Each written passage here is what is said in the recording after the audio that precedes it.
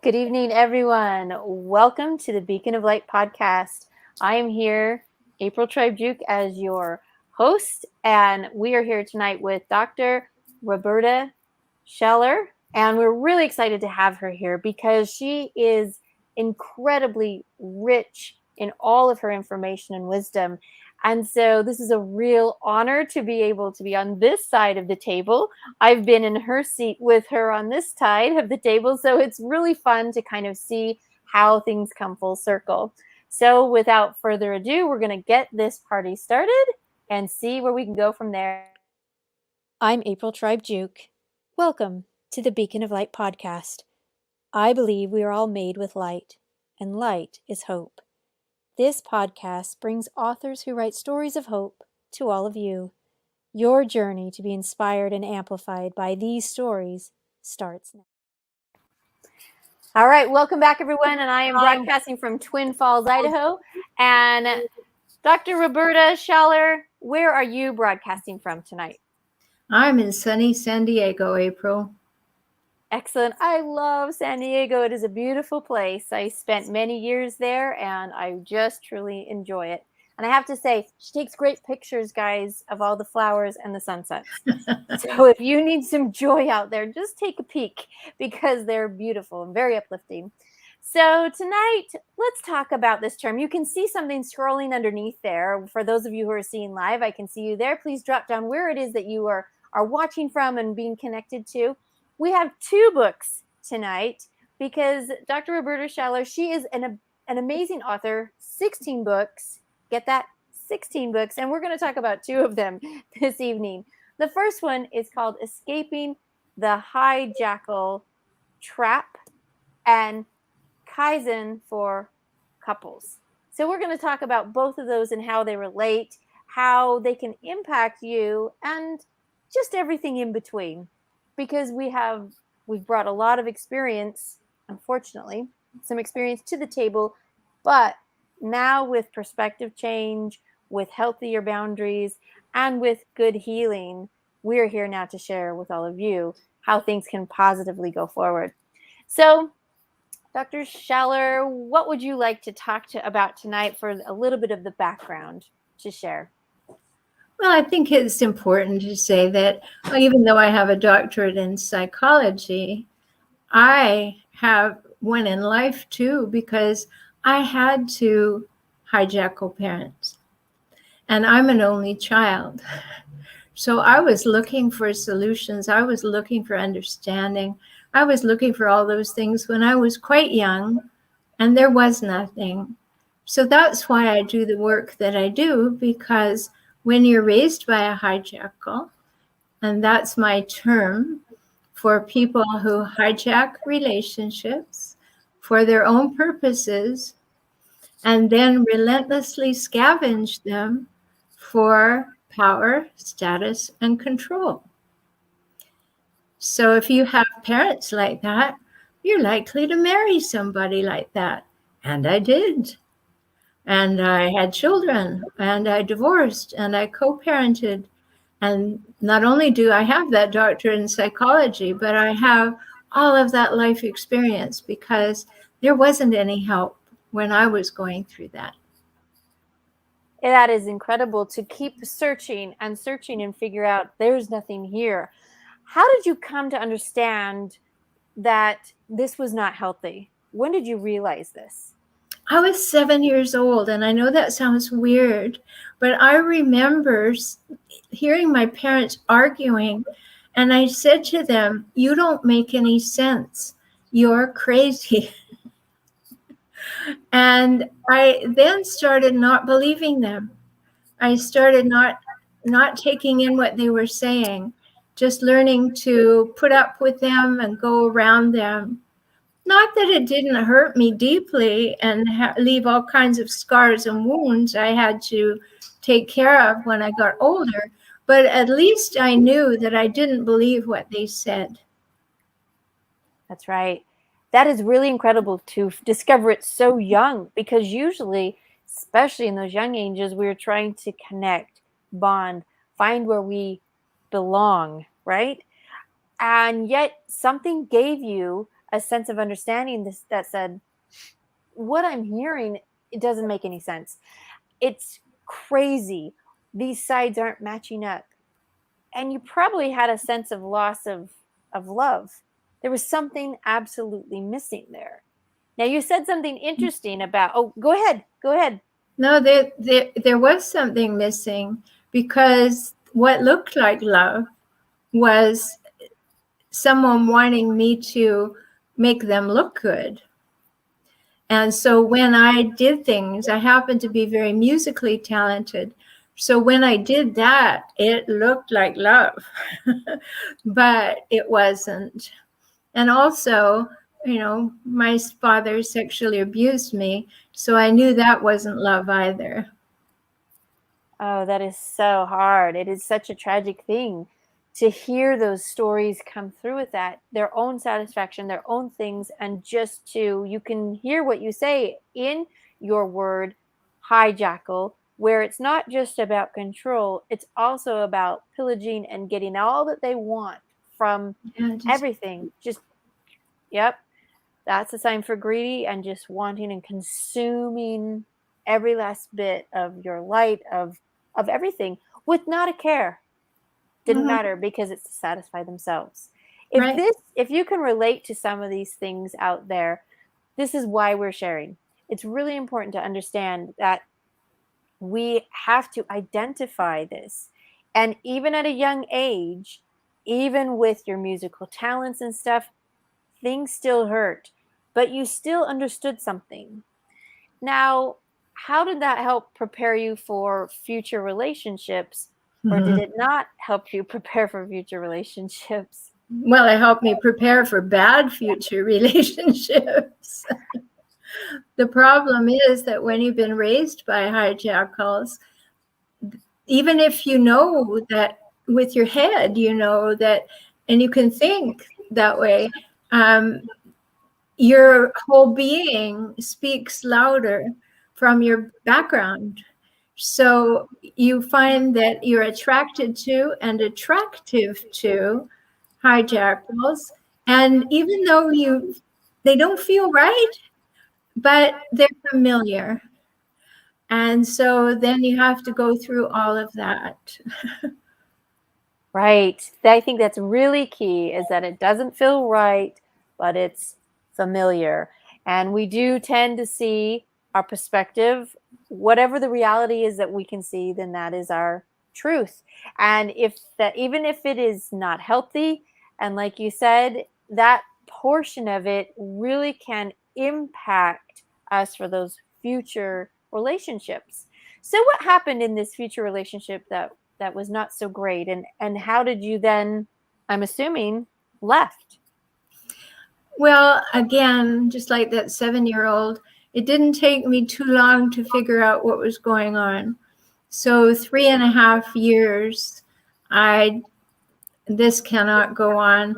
There was alcohol involved. There was being threatened with a knife, having wine glasses broken at my feet. All kinds of unpleasant things. Fortunately, he never hit me, but he certainly made it known that he was stronger than I was and that he would threaten. And I wasn't about to be threatened or have my children threatened.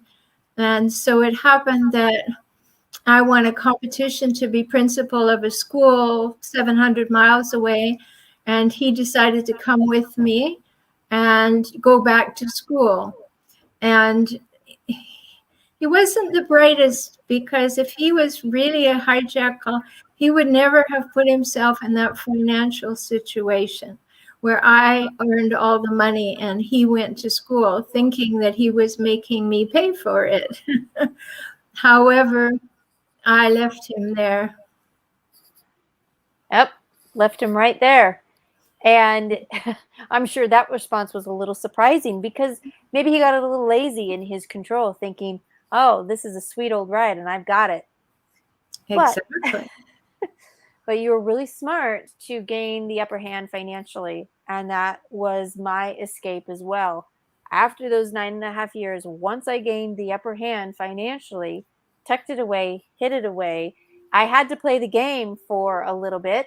And that length of time to play was really interesting because I was dealing with somebody who was very strong in the power situation, but also with the paranoia because of the schizophrenia. So we're dealing with these toss and turns of things. And I would tell you the toughest part, and I think this is what helped me to really start writing really good fiction, was that I had to learn how to become part of the story. I had to show to him that I was part of his false reality, but for him, it was absolute truth. Right. And I had to show I was part of the conspiracy. I was part of the plan. I was part of the spying and trying to figure out what was going to happen next. And any strange story that he would tell me, I would start to say, that's right. Oh, I didn't know. And just bought into it to help hide the fact that we were stacking money and planning an escape. So that was the biggest challenge. But like you said, when you found that and you had the opportunity for the income to become free, then you could just drop and leave it there. And that's incredible. And so I hope you're taking notes on that, because when you have that freedom, you really then can escape. Now, the escaping physically is definitely part of it. But like anything that happens, healing within our mind, within our emotion, within our spirit, within our heart takes a little bit longer. But the physical separation truly does help, because you then can start to gain perspective. But you still have to be strong enough and brave enough to face it, to change things, and to figure out what is the real reality. It's a challenge. It is a challenge. So, what do you recommend within your book, Escaping the Hijackal Trap? What is something, I love the cover of the book. It's like a huge bear trap coming at you. And so it's really interesting, because if we saw that, we would absolutely rock the other way. Yet we step into it and it captures us just like that bear trap. So share with us a little bit about your book. Sure. Well, it's part of a few books that I've written about people with different ways of being in the world that are unhealthy and disordered. It's to help people realize that what's going on for them is actually true, right? That they don't start second guessing themselves all the time.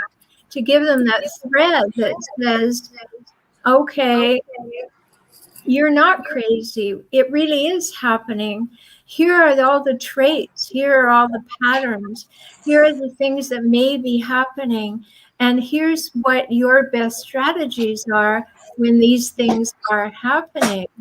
And that way it allows you to work through those things mentally and then emotionally, because you see the way they're connected.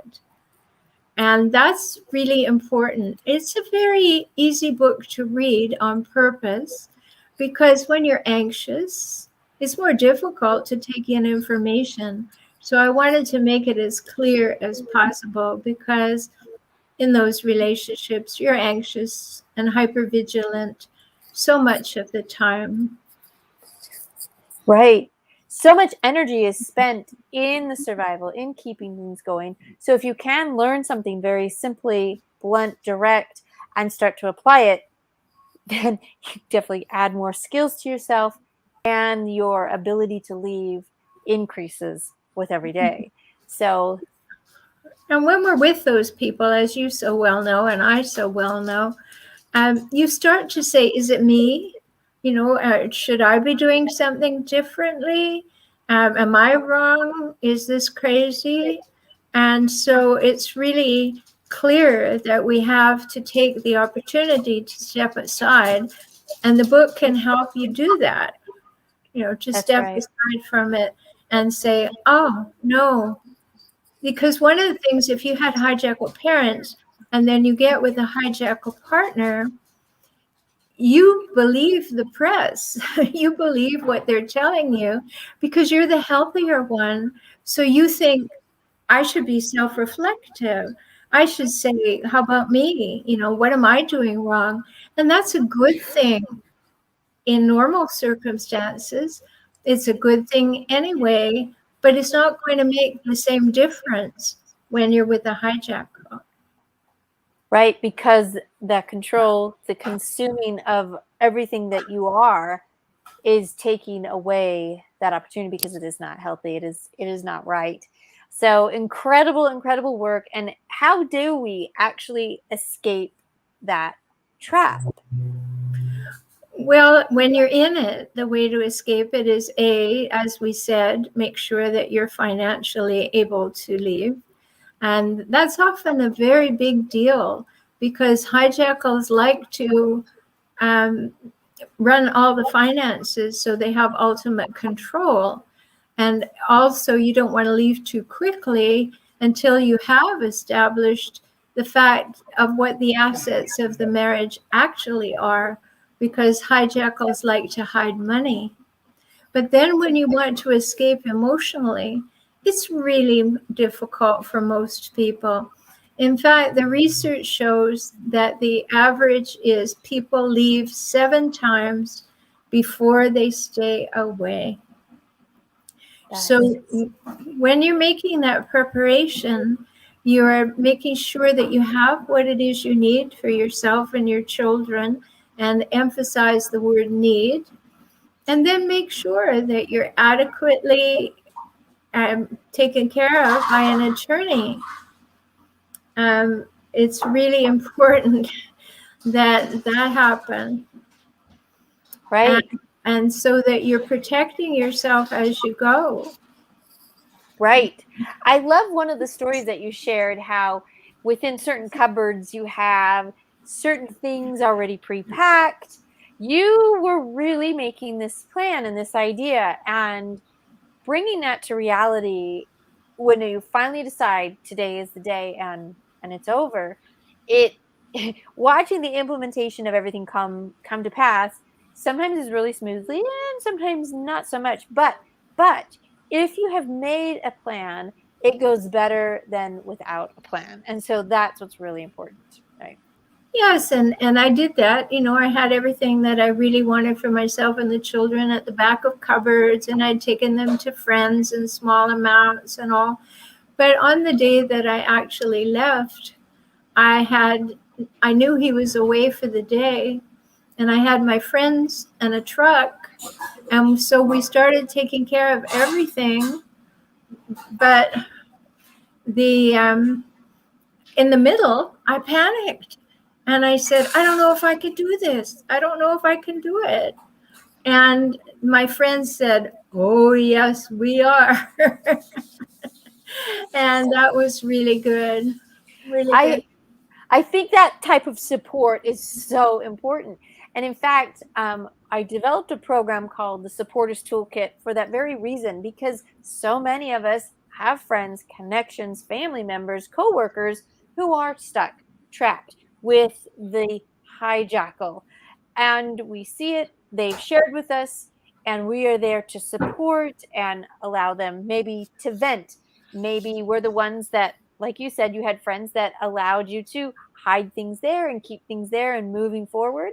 So with all of that, the idea and the concept really, you have to have that plan. You have to be able to step forward within it. And a true supporter, just like your friend in the middle of panic, was like, that was the push to help you get over the edge. I know that with my supporters, it was actually a co-teacher. She could see something was wrong. I didn't know who to trust, and I just thought, I can do it, I can do it. And she finally just got like really within my face and said, let us help you. And it was very surprising to see how many people wanted to do that. And it was in, it was, I don't know, I would just say it was so amazing at the time because I had made a plan. We were at a hotel. Things were going along until he came to the hotel. And when that happened, all of my other plans just disappeared. And suddenly I became hunted. And that changed so many things. And that, when the friend had approached me, I knew I could trust her. And I went back and I said, well, actually, I do need a place to stay. And she said, I have a basement. Come over. And we were there for 2 weeks within that basement. And then we went to another and another. And things fell into place at that point that was exactly needed. But I had to have a support system. And to teach people what it means to be a support is really important. So I'm so glad that you had that for yourself, and that in that moment of worry and panic, she was right there to give the support. Could you imagine if you didn't follow through with that, what your life would be like now? Yes, and it wasn't even a friend. It was a coworker. I think she was just tired of me complaining about him. I hardly knew anybody in that new city. So it was a very, very lonely experience. But she did have that prodding me at that pivotal moment. And I'll be always grateful for that. But that wasn't the end of it, you know. When you've been raised by hijackals, you have so much work to do to not attract more of them, because there is that familiarity and there is that kind of bonding that happens. There's It's very, very subtle sometimes. And so that's why people will end up in relationships with more than one hijackal. They don't do their healing between relationships. And so it happens again in a little bit different form. I had one client and I have clients all over the world. And one client had married 5 of them before she realized what was happening. Wow, that's incredible. 5. I wonder what changed the table for her after the 5th one, where the realization was, where her strength came from to finally start that healing so that it wouldn't happen again. That is, it's tough. It is such a strange thing. So let's talk about your second book here, Kaizen for Couples. How is this different than the Hijackal book that we just discussed? Well, it's the other side. Yeah, I wrote that book in 2014, and people have said to me, so many of my clients said, have you written that down? I would give them an idea or whatever, and they would say, have you written that down? Have you a book on that? And I thought, I'm going to sit down and write all the things that I tell my clients who have relatively healthy relationships that they want to make better. I will put that all in one book. So that's how Kaizen for Couples was born. And share with us what the meaning of Kaizen. It's a term that was made by Edward Demings when he went to Japan in order to help with manufacturing. And Kaizen is a term that means small, incremental, positive improvements. So the subtitle of the book is Smart Steps to Save, Sustain, and Strengthen Your Relationship. Just little steps, right? Not change everything overnight, but small steps that you can put in place and then keep in place and then add something to it and continually build your skill set. And the way that you communicate becomes deeper. You become more emotionally intimate. And that's what everybody wants. And along with that, using the skills, you become more emotionally mature and feel more confident and capable. So it's a handbook. When I'm working with couples who want their relationship to get better, I ask them to read the book together and talk about every word. Wow, incredible. So I love the full circle of this, because it's not just on one side of how to leave and go away and escape, but really when you have found something that can be positive and you want to even make it better and better and improve, there is the other side of it. And that's very hopeful. The positivity of that, the light that comes from that is massive, because if families and relationships can truly be healthy, so much of life can absolutely change. And I feel that it might be what's lacking in our society today is really investing in one another and wondering how can we improve and love others better with no manipulation involved and no control and extra power involved, but true, like, how are you? I wonder how I could serve you today. And in the small steps, that makes eating the elephant a whole lot easier, Yeah. right?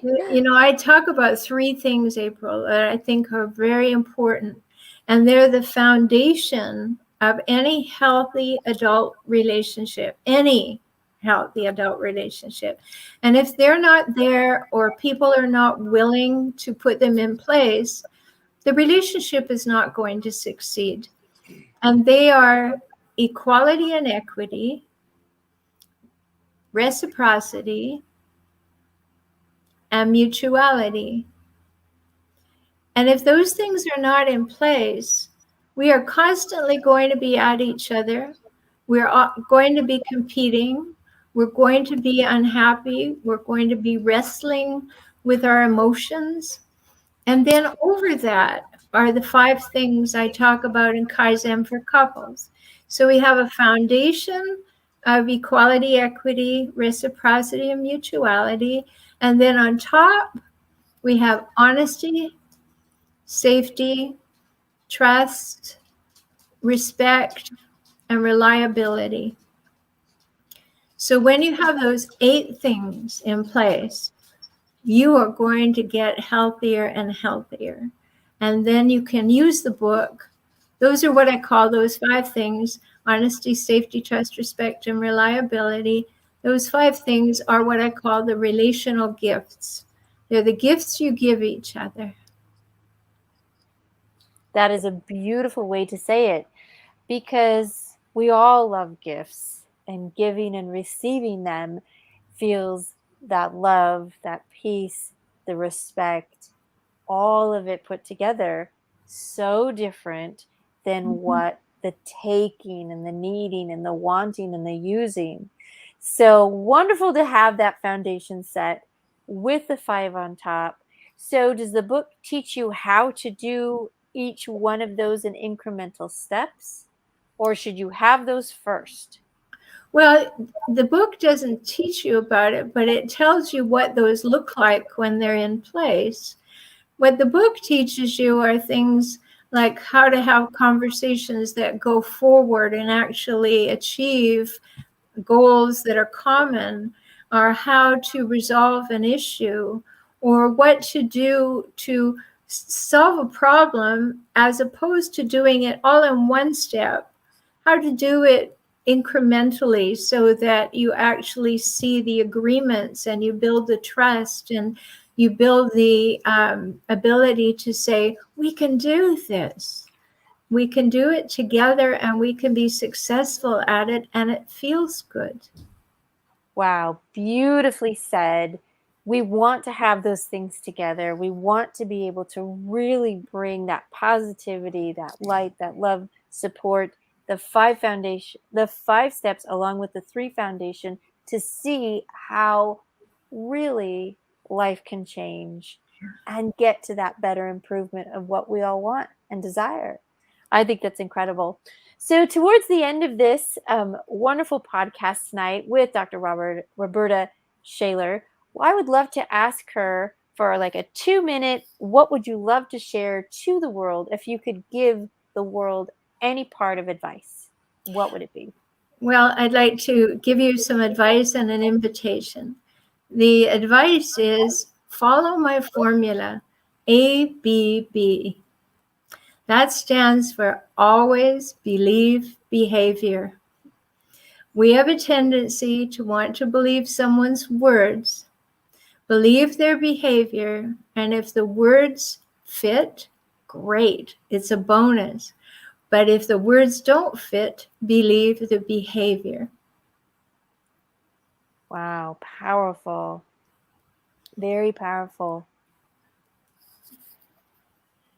The idea of that really is something really simple that we learn, right? the do as I say, not as I do, these things, if they're not matching together, then you better believe what you're seeing Yes. because that's the action that's actually happening. Well, and that's what goes wrong when we're with a hijackal, is we keep, because they love bomb us in the beginning and tell us everything we ever wanted to know, and they tell us all the lovely things we'd like to hear, and they do nice things for us, and oh, it's wonderful, but it's short.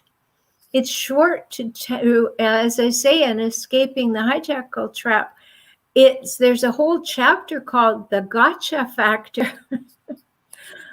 They want to get you so fast. A hijackal will say on a first date, I know we don't know each other, but I know we're going to be together forever. That's a big red flag. Yes. So they're in a hurry. Let's get married. Let's move in together. Let's have a baby. Let's get all this happening. And really, what that's about is you're going to see my words that I got you with will not match my behavior shortly. Powerful. Very, very powerful. I hope you all take that into consideration and know, because with that, you're able to see something, give great advice. Moms out there, I hope you're sharing that with your teenage daughters because that's really important. If the behavior is not matching what their words are saying, believe the behavior. Yes. Write Thank it you. on the inside of your forehead. ABB. Excellent. Excellent. Thank you so much for sharing incredible knowledge with us tonight. Everyone, put down if you're here live or for the replay. We would love to be able to share this out to more and more audiences. And thank you so much tonight for sharing your light with us, Rhoberta. Thank you, April. It was really a pleasure to talk with you again. It was. Well, we will see you all soon. Bye bye, everybody. Bye-bye.